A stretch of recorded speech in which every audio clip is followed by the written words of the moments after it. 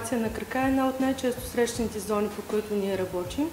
Процедурата е абсолютно безболезнена, като най-добре косъма да се отстрани 1 до 2 дена преди самата процедура, като се обръсне. А ако сте си направили кола маска, трябва да изчакате между 2 и 3 седмици, за да може да се възстанови космения фоликул, върху който ние всъщност искаме да работим. Добре е при краката да се изчака между месец и половина преди следващата процедура, тъй като зоната расте по-бавно и се повлява бързо. Ще ви отнеме между около 4 и 6 процедури да изчезне напълно окосмяването, а процедурата може да се прави целогодишно, без значение лято, есен или зима, което гарантира вашето добро самочувствие през цялата година.